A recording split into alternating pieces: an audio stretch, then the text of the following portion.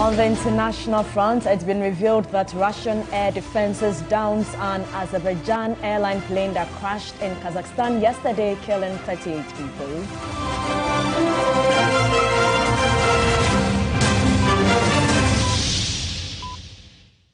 We've got details of all these stories, plus many more coming up in the next 60 minutes. Remember, we're streaming live on Facebook. We're also live on your DSTV channel 279. You can join us with your views, comments, and suggestions on any of our top stories this hour.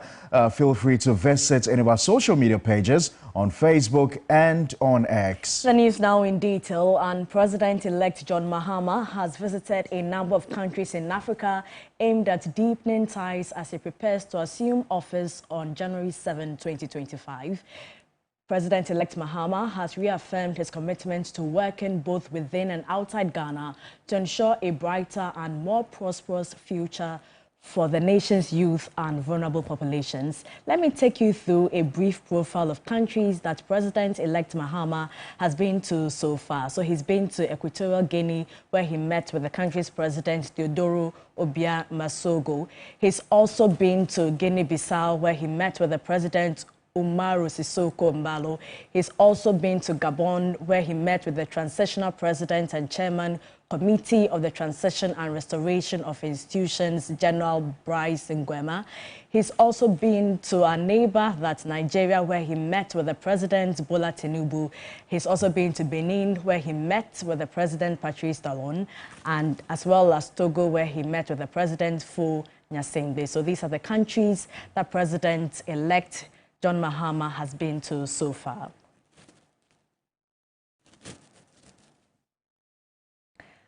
Let's speak to Dr. Victor Doke of the Kofi Annan International Peacekeeping and Training Center for more on the visits by President-elect John Mahama. Doc, thank you so much for your time. First of all, tell us about the importance of visiting these countries before the President-elect starts his tenure.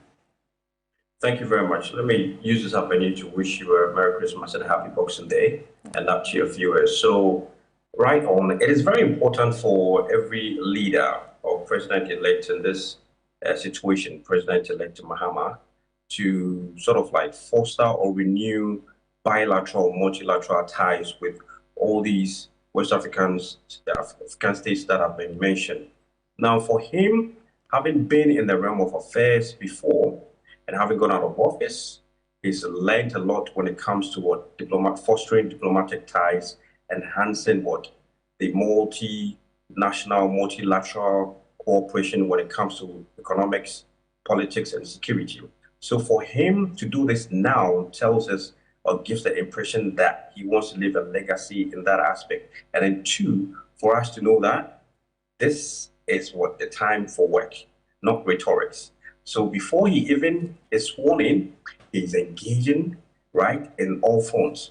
He's trying to learn or know about what has changed with the dynamics with regards to all these West African neighbors, their economics, their political situations, and then the security aspect also. So when you take, for example, the security aspect, then it would inform him if he decides to offer assistance, for example, in the fight against violent extremism and terrorism, which area would he want to commit the resources of the state Ghana in fighting these menace? Now, in the economic front, where and which area can we foster ties and build more cooperation when it comes to Ghana and all these African states has been mentioned? He's also going in that direction to know where we can exchange ideas, foster and build more agricultural, economic aspects when it comes to trade, raw materials, the minerals aspect, where we can enhance our productivity level. So fostering this relationship as of now is very important for him, especially before even you look at the larger area, Ghana itself. So for him now, he's trying to learn about the terrain, the dynamics that have been changed over the years, and then that would give him the prior knowledge right when he hits office, that he knows which areas to build up, and then which areas to commit, resources, and then to foster that bilateral relations to the betterment of Ghana and then Africa as a whole. And when you look at his visits, about 4 French-speaking countries on the list of countries that he has been to so far, what do you read into this? Well, my personal opinion is that now, since we've had the anti-French sentiment, if you put it that way, with regards to all these French-speaking neighbors, now, when it comes to decision-making in the national level, you would think that, yes, these countries are somewhat independent as at now. So then it offers them the opportunity to engage in any kind of relations that they want to freely without any kind of sort of like parental guidance, if I should put it that way.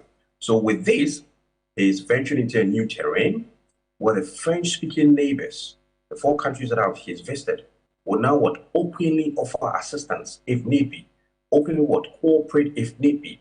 And that's the way I read into it, which is a good sign with regards to that. So then, when he gains the authority, that he will know which areas he would like to deal exactly that will better us as a nation, because we are looking at improving the economic aspects.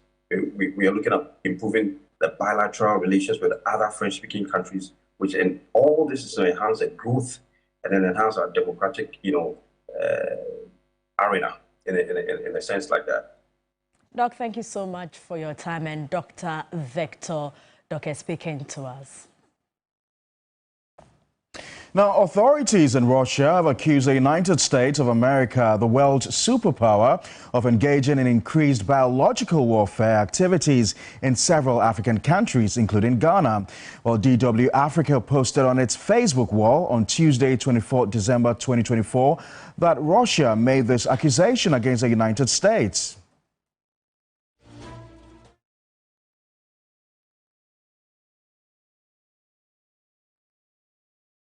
We can now engage the thoughts of international relations expert and a senior lecturer at the Legon Center for International Affairs and Diplomacy, Dr. Daniel Druman Kipo. Thank you very much, sir, for your time. The accusations by the Russian authorities appear quite serious. Now, is it a normal attempt by these superpowers to get at each other, or we should just take it serious?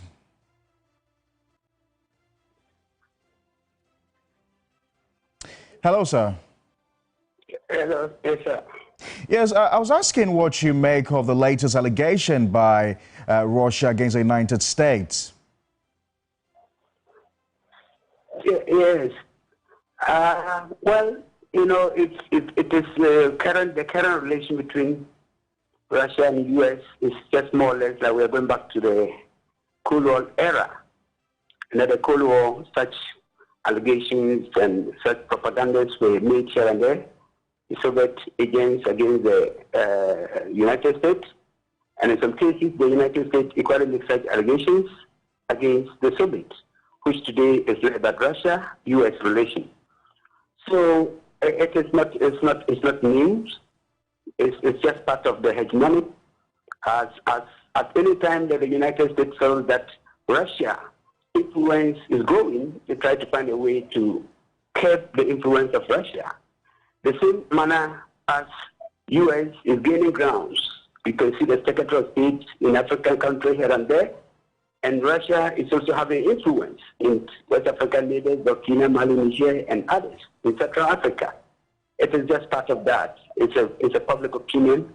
It's a way of influence. Try to disinfluence. Once one is making an influence, another come out with such false allegations. And also on the medical field, it's also a way of trying to create some distrust about some of the very good pharmaceutical companies, the Western companies that are in Africa doing malaria vaccines and other things.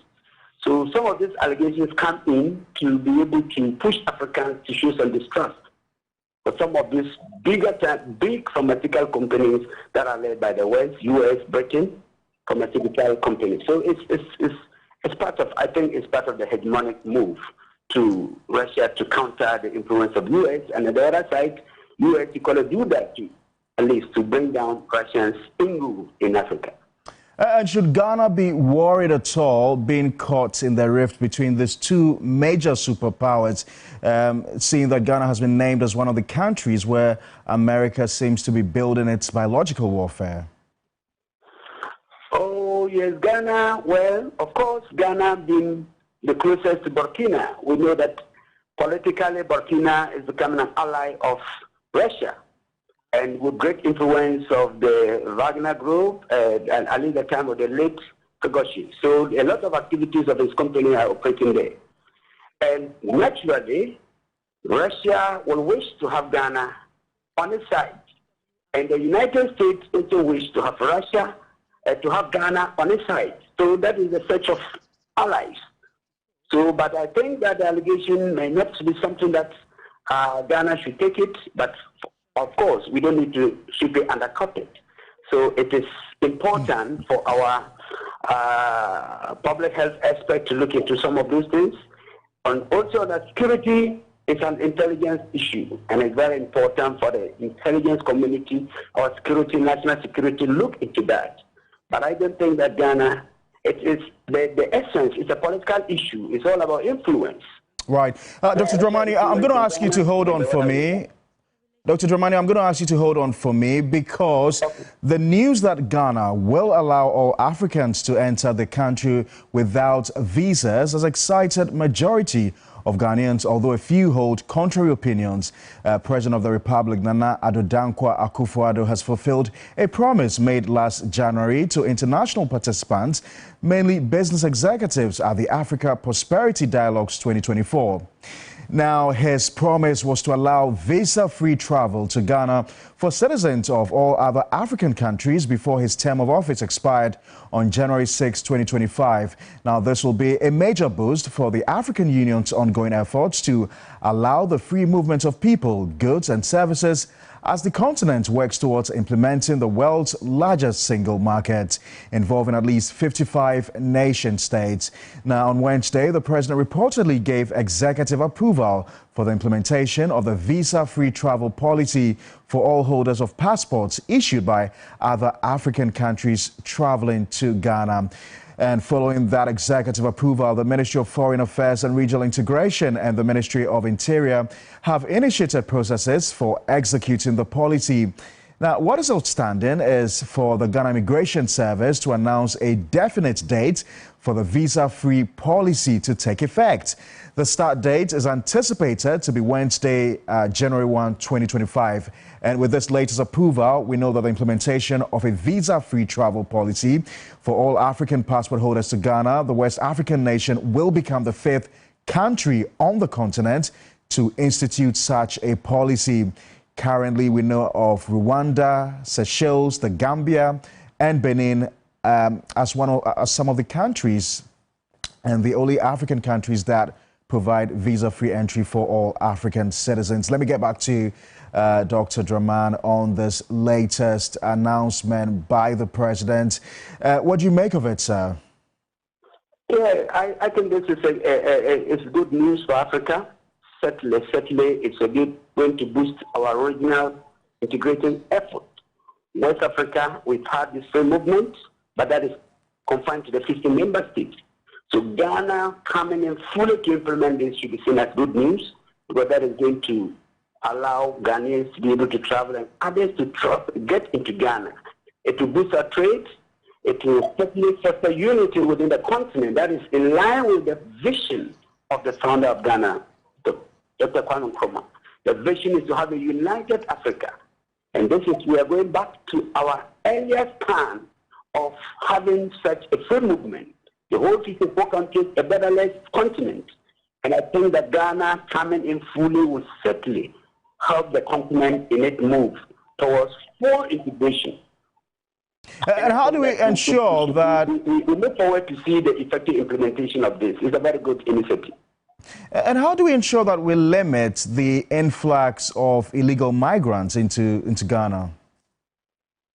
Well, that is part of the issues, and every area where you are going to have a visa-free, that is the other aspect of it. And I believe that even in the Schengen countries in Europe, they have the same thing. Once there's free movement, you also expect the other bad nuts to take advantage of it. It only calls for the Ghana's own security to be able to be up and deal with such issues. But Dr. Dramani Kipo, I've got to say a big thank you to you, sir, for your time. We do appreciate your time here on News 360. Now to politics, and executives and members of the NDC in the Ablekuma North constituency have accused the Electoral Commission of secretly contacting polling station agents to collect inaccurate results ahead of Friday's IPAC meeting. At a press briefing on Thursday, the constituency's Director of Elections warned the EC against the practice, describing the Commission's actions as illegal. For the stability and peace in the Ablekuma North constituency, the NDC has endured 20 days of the EC's manipulations, but we want to impress upon them to demonstrate fairness and transparency to the people of Ablekuma North constituency. Yesterday, 25th day of December, and even today, as we speak, a staff from the EC, a lady's voice to be precise, is calling some presiding officers who aided, or better still, who helped us in the election process during the December 7 elections, and requesting figures for their respective polling stations. In some cases, this woman gave out figures for them to record for use. We want to know if this is part of the electoral process 20 days after the elections. We in the NDC Ablekuma North are disappointed because clearly this is the height of desperation, anomaly, and wickedness. A blatant attempt to manipulate due process and rig at all costs the elections in favor of the MPP, even though the NDC candidate, Honorable Erabna Obin, won and has been duly declared. We want to bring this rather shameful development and chronology of events to the attention of all well-meaning Ghanaians and the good people of Ablekuma North, that at this height of clear attempt to rob the NDC of the seat, we would resist any other outcome other than the true will of the people. Honorable Erabna Obin, who is the MP elect.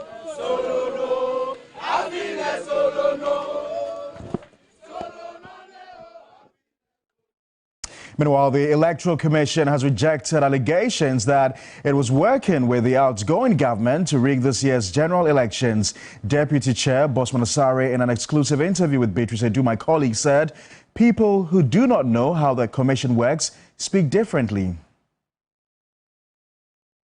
I think everything went on excellently. We've engaged a lot of the observers from the African continent, AU, ECOWAS, Commonwealth, the International UN. All of them seem to be happy with the process, domestic observer, Kodeo, and everyone. How do you respond to the claim or allegation from critics that perhaps you are in cahoot with the NPP to prevent the NDC from absolute majority in Parliament? You can read my lips. The Commission doesn't care who becomes majority in Parliament. We don't care who becomes minority in Parliament. What we care about is that let's follow the law. Let's do the right things. Because if we want to become an effective society, a law-abiding society, let's make sure that anyone who wants to abuse our system is not allowed. And this one, we as citizens must rise up, regardless of whoever we support. We shouldn't support anyone who engage in abuse of the law. That one will not help us. So you're not even bothered about the claims that if it had not been transparency or vigilance on the part of a lot of people, the EC might have helped to rig the election? Oh. I know people say things to excite their base, but let's be very clear. It's the vigilance of the EC, the citizens, which has brought us to this point where parties themselves told themselves that, oh, by 12 May, I would have gotten the results from all the polling station because of the measures the EC. But the fact that people outside the Electoral Commission were able to collate and give their results in time, and it took the Electoral Commission so long to do that, you don't think that that's inefficiency on your part? No, that's what I'm saying. When people are ignorant about a process, the way they comment about the process is different. Let's now go to the Volta region, where the Hohoi parliamentary seat has become a hotbed for the NDC and NPP in recent years, following the NPP's historic victory in 2020. But the seat now back to the NDC after only 4 years.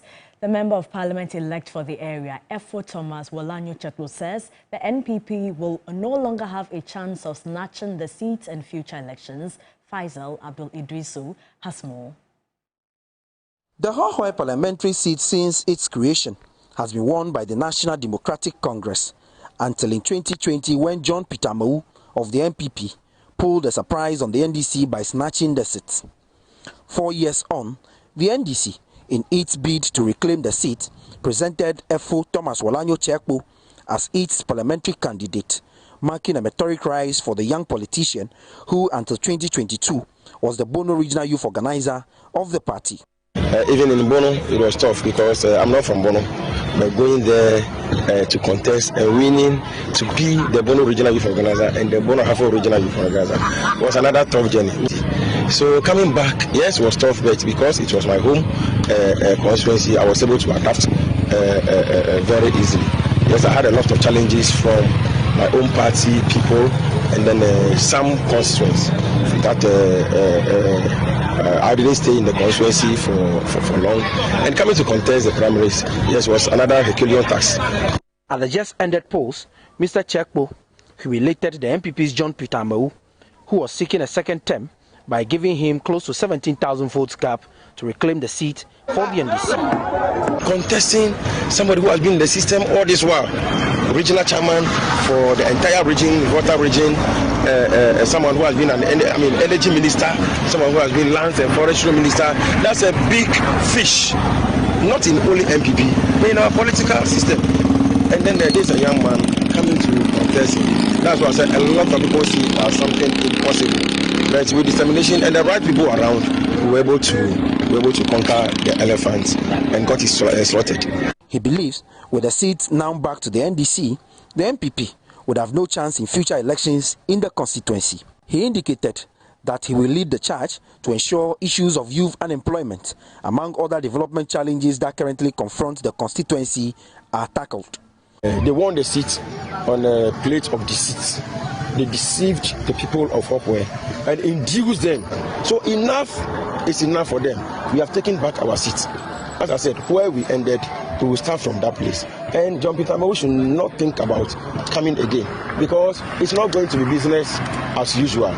We will not lie to the people. We will not lie to the outside world of what we have not done. We will do it. So I didn't come as they thought that Walanyo just came to try to sell himself so that next time he will come. I'm not that kind of politician. It's News 360. We'll be back shortly.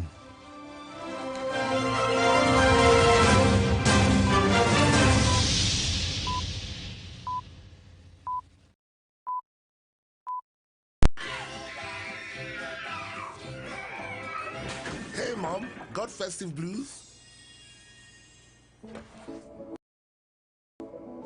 Switch on December.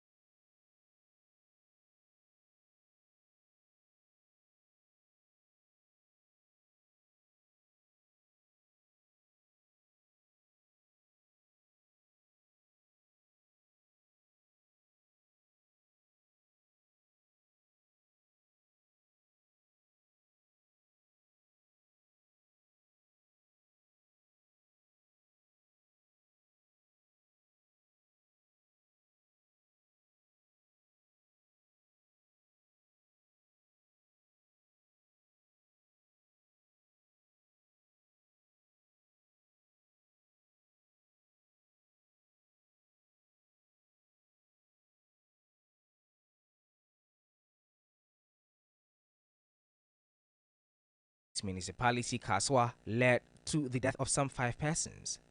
At the height of the outbreak, the South municipality neighboring Kaswa became susceptible, leading to multiple cases which caused major health facilities to become overwhelmed. But weeks after, the health directorate says it has been able to deal with the outbreak and currently has no single case of cholera. However, the directorate has announced that facilities have been receiving cases such as diarrhea and other conditions that may be signs or symptoms of cholera, and only relying on the parent body, the Ghana Health Service, for official updates. The directorate says it has therefore put in place enhanced public education and sensitization to keep residents well informed about how to be protected. We are talking about the prevention of cases. We were getting diarrhea cases, and once it is diarrhea cases, then it means if we are not careful, once the adjoining communities had it, we need to talk about it. Always they should wash their hands, and they must ensure that whatever food that they are going to eat, once it is cooked food, it must be warm. They shouldn't eat cold foods. Once the food has been cooked and it has become cold, they must make sure that they warm it. They should look at the environment within which the food that they are going to buy is being sold. So in the nutshell, we're talking about both personal and environmental hygiene. The South municipality has several hard-to-reach communities with no health facility. One of such communities is Avonyo, where community leaders have established a health facility to cater for the health needs of the people. A leader of the community, Dr. Robert Kwabna Awude, who doubles as chairman for the Central Regional Private Health Facilities Association, wants government to address delays in payment of NHIS claims to ensure effective and universal health coverage. We need the government to support and pay promptly, because as of now, it is in limbo. There were some chunks of money that is supposed to be paid from National Health Insurance to the various health facilities, especially the private health facilities. So even to pay staff is a problem. To pay our statutory bills is a problem. Reminder, so watching News 360, if you just tuned in, this is our major news bulletin for the day. It's a special Boxing Day edition. Now, consumer activities at some high trading points in the capital have decreased on Boxing Day. My colleague Ikea Oforiwadako reports that sales have slightly dwindled in spite of the fact that traders made good returns on days before 25th December.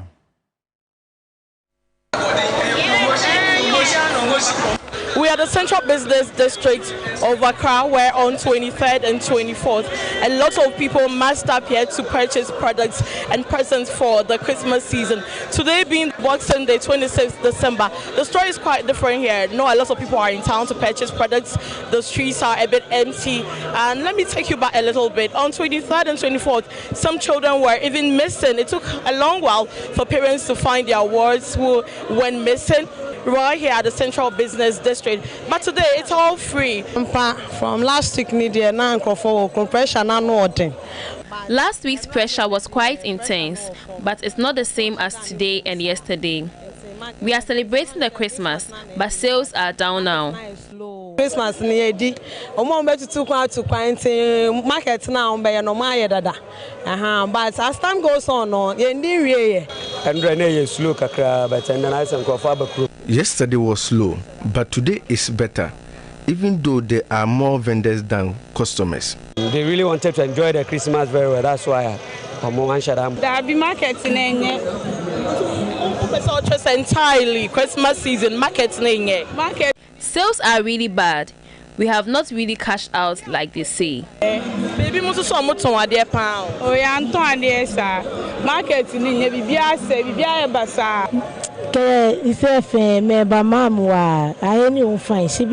People have been here over the past few days, but now sales are down. We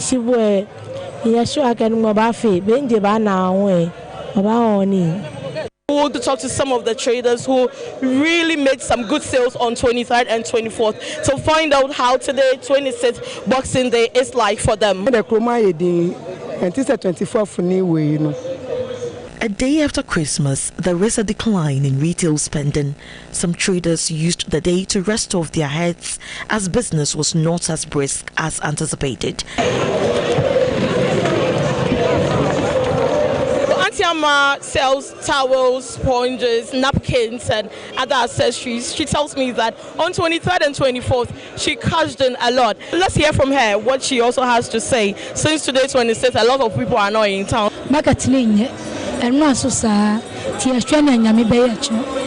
I have been sleeping all day. Business isn't good today. Christmas Day, a lot of people don't come to town. Although there was no congestion, Boxing Day shoppers were actively on the lookout for bargains, hoping for reduced prices. From last week,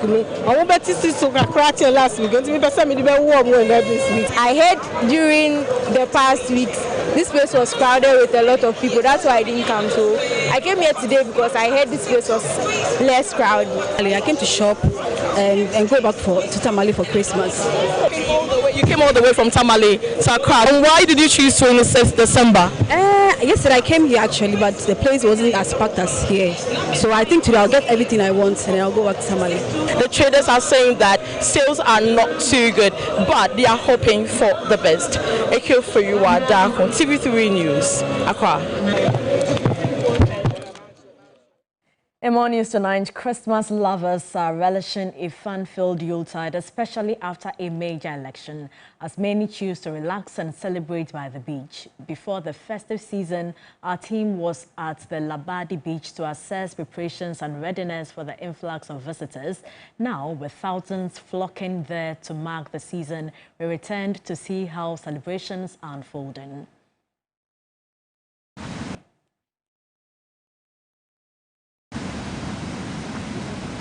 The Labadi Beach front is one of the entertainment centers prepared to host Christmas revelers. Security and sanitary facilities have been detailed to provide comfort to the expectant revelers as they experience the best of the season.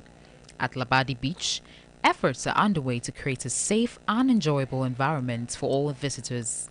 There are two venues here, a private facility and an open space for the public. I'm here at one of the beaches. As you can see, there is a clear difference between the public and the private sectors of the beach. In as much as the public space is open for everyone, it lacks proper maintenance and clear responsibility for cleanliness here. This raises a great concern about the safety of customers who do come here during this Christmas. Head of sales for the Labadi Beach Hotel, George A.C. indicates adequate preparations have been put in place to ensure revelers have a great experience. For us, all year round, we've been ready, making sure that guests and patrons and customers who visit us have the best of experiences, just to ensure that, you know, they enjoy the best of the season. This is our surrounding. This is the private beach owned by the hotel, and certainly, as you can see, very, very clean, because we have a schedule where we maintain this place and make sure that it is clean on a daily basis. There's a routine. Local vendors at the beach expressed optimism of cashing in on the occasion. We expect them boldly, like me personally, I'm expecting them boldly to come and buy my markets. So we pray that they will come out. Some revelers are equally confident about having an enjoyable time at the beach. I've been here a couple of times before, so has my husband, but I wanted him to see what we Africans don't really get in America. So this environment, the individuals here, the beach is absolutely beautiful. It's calming. It feels like our ancestors, to me, they're calling. And so for me, this is a beautiful paradise. The festive season is still in full swing, and for those seeking a relaxing escape with loved ones, the beach remains a top destination. After all the preparations to keep the beach lively and enjoyable, my colleague, Deborah Abamensa, was here just a day after Christmas to witness how revelers celebrated the season by the shore. Beaches in Ghana have always been the relaxation haven for many, and today we are exploring beaches in Accra to know how people are celebrating the Christmas, and also to find out the reasons people always choose beaches during these festivities. Our earlier report gave you a glimpse of the preparations underway before Christmas. Now we take you back to the beach where the celebrations are in full swing. The excitement is intense here at Labadi Beach as the Christmas festivities reach their peak. What was once a quiet preparation has transformed into a lively scene with hundreds of visitors enjoying the season. Families, friends and tourists have gathered to bask in the sun, play games and enjoy a unique atmosphere of a Christmas by the sea.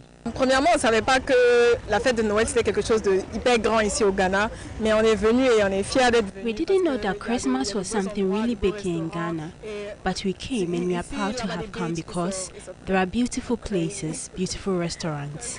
Donc après on s'est dit pourquoi pas ne pas venir visiter le Ghana en fait. Mais à notre arrivée vraiment c'était. People told me that Ghana was a beautiful country. There are beautiful beaches. So we said to ourselves, why not come and visit Ghana? The people are super nice, attentive and everything. I came here to explore nature, I mean the sea and other stuffs. We are actually from Kumasi, but this is our first time here and it's a good experience. Atmosphere is basically like any other year that I've been coming here. It's always been like this, and then it's been amazing. Let's now shift our focus to the Western region, where our colleague reporting from the Twin City Enclave observes that many youth in the area have taken to the beach to celebrate Boxing Day. Swimming and playing along the picturesque shoreline became the preferred activity to mark the day. Irama Smith reports. As the world celebrated Boxing Day, some beaches were teeming with young people from near and far enjoying the holiday season, with some swimming and others engaged in football, among others.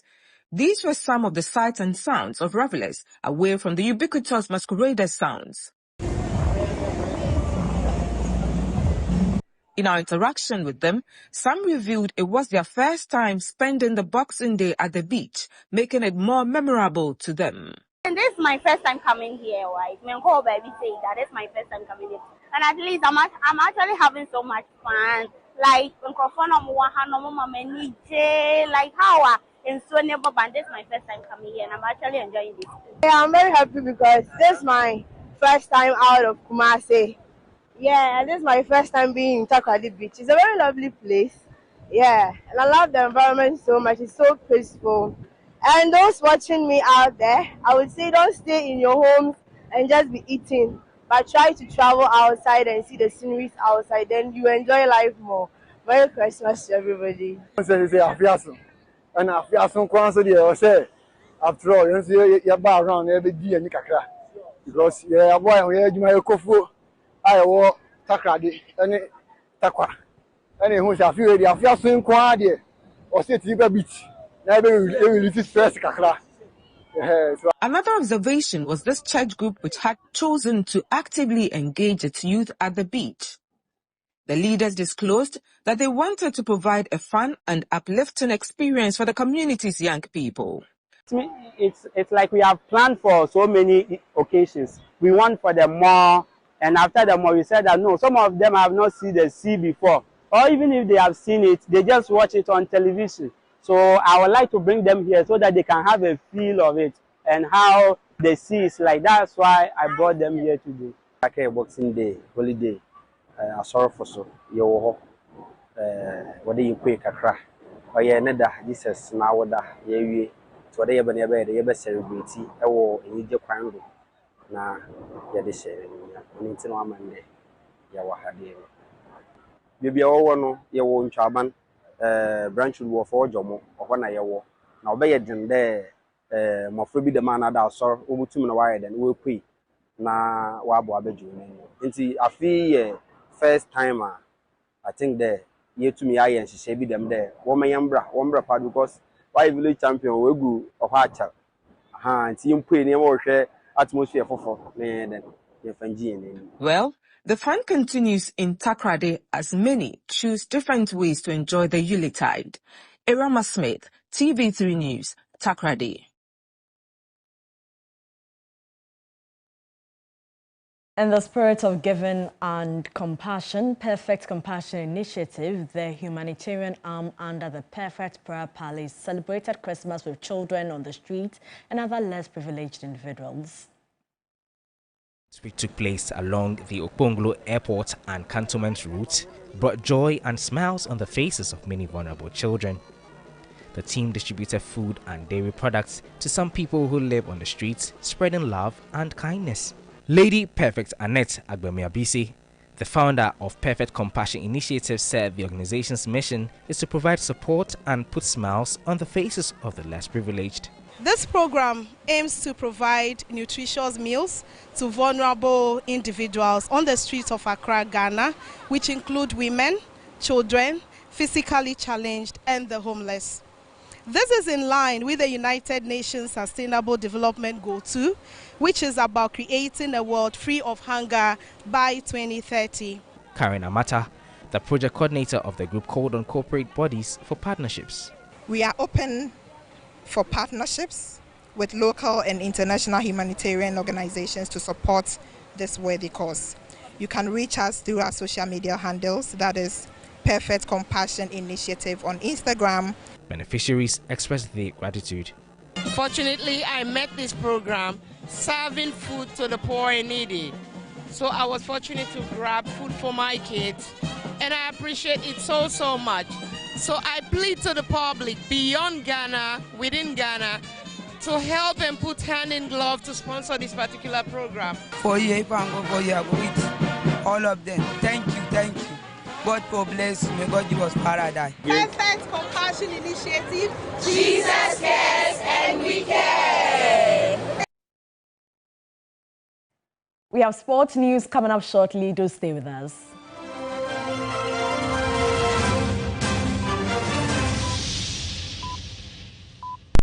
Again. Hello, thank you for calling MTN. This is Jerry, Jolly J for short. How may I help? I'm not happy with you guys at all. You've been giving Bongo gifts all the time. Who is Bongo? Oh, Bongo, my friend. He purchased in my room. Oh. You've been giving free gifts, but I don't. That's MTN rewards, sir. Talk, text, browse, and more, and you get to redeem free call time or data by simply dialing *550#. And on Fridays, you can even get extra special rewards.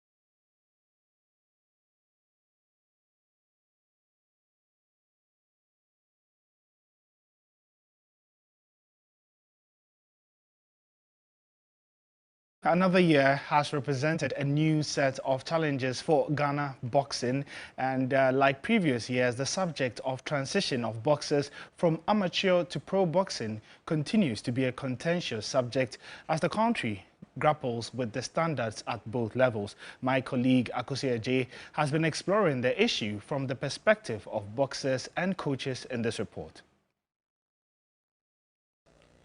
2024 has been a tough year for Ghana boxing, but it started with so much promise. Ghana claimed 7 boxing medals, including gold, at the 2023 African Games in the first quarter, but a lot went downhill afterwards. For the first time in more than 2 decades, Ghana was not represented in boxing at the Olympics, and the sport generally continues to struggle. It has been a trend, and experts say the country that produced legends like the late Clement Korte and Azuma Nelson just isn't doing it right. So why exactly has Ghana sunk this low? Samuel Techi, Ghana's last medalist at the Olympics, highlights one key issue. After I had my Olympic medal, I have to go to professional. And I have to go to professional and be like professional. I was called in the national team from 2018, and I left in 2021 when I finished my Olympics and came to professional and came back in 2023. And then my comeback was bad, and a lot of things was going on at the national team. They are not taking good care of the national team, so then I have to take that decision to go back to my professional. It has become a theme for young boxers in recent years to compete for the Black Bombers, Ghana's amateur boxing team early in their careers. But after a short while, they take the professional route. Lack of support at the amateur level and other reasons have forced talented young athletes to go pro. When I'm 21 years, I want to be a world champion fast. So when I'm the professional level, I'm done with amateur. I will not come back. I came to boxing to become a professional boxer, to win a world title for Santiman and the whole.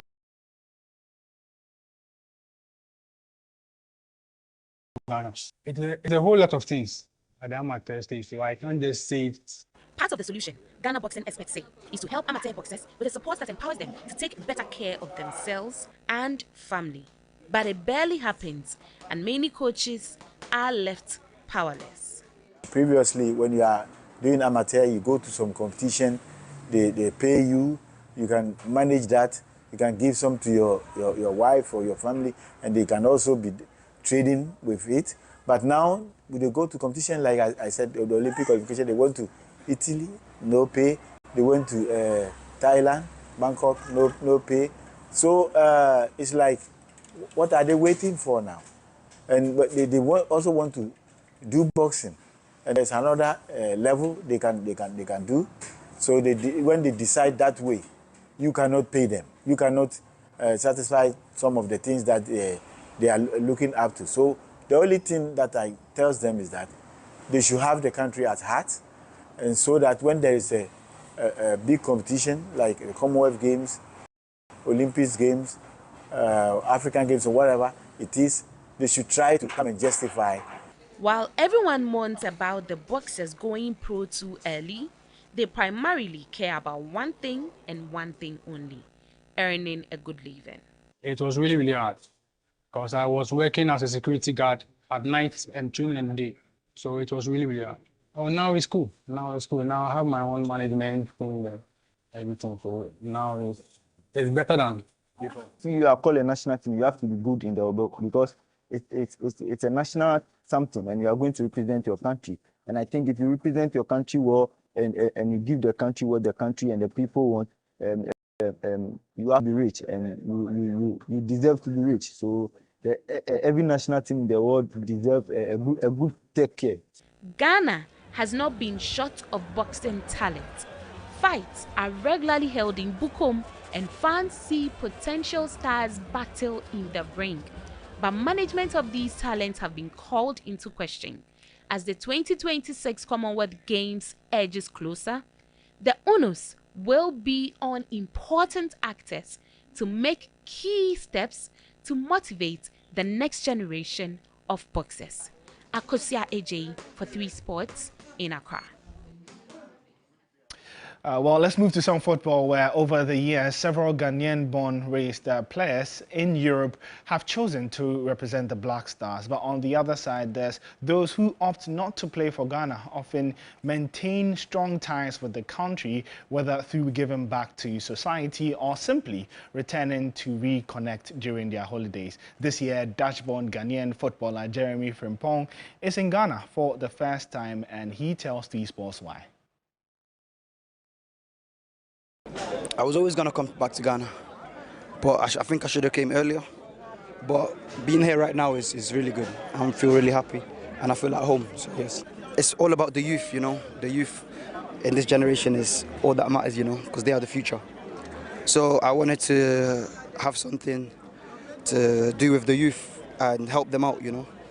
Help them with football, but not only football, with anything they want to be, you know. And Pathways is like a company where you have people which can provide that service regarding anything, not only football, but young people like to play football, you know, so we have that. That's it. Well, that's how we're wrapping up the sports segment here on News 360. My name is Ore Kwampofo. You can get some more updates on our social media handles at 3SportsGH.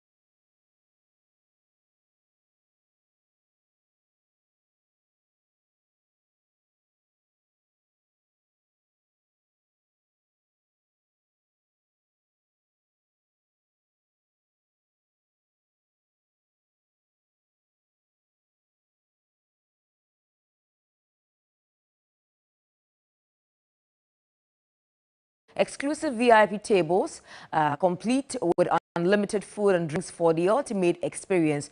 To reserve a table, you can call 053-1100-927 or 0532-200-927. The 3FM All-White Party is proudly sponsored by GCB Bank, Your Bank for Life, Fruteli, Calipo, Lemfi, Slum Perfumes, and powered by 3FM 92.7 and TV3.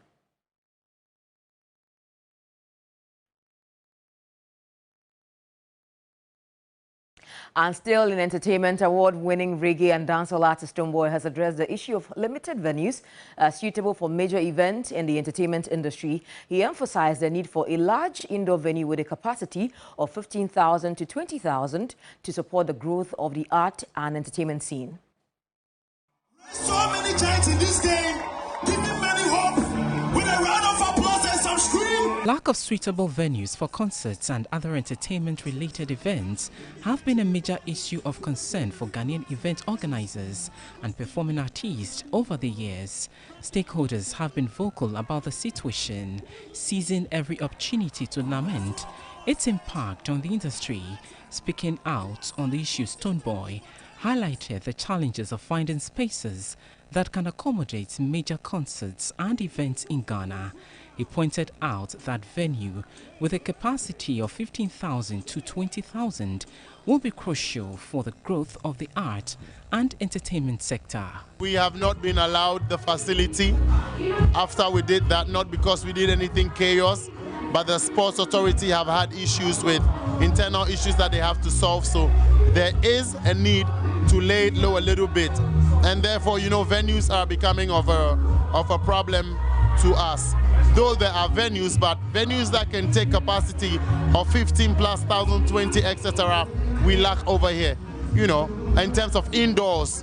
But outdoors, we have the Independence Square, and of course, you can't say of anywhere again apart from the stadium, but that was locked up, and we did that already. But a little bird told me that we're putting up a 20,000, 30,000 standing capacity at the Latrade Fair Center, which I'm looking at that's going to be done in March. So that's going to be one of the infrastructural additions to the entertainment facilities that we needed. Anita Ikia Ikufu, have a good evening.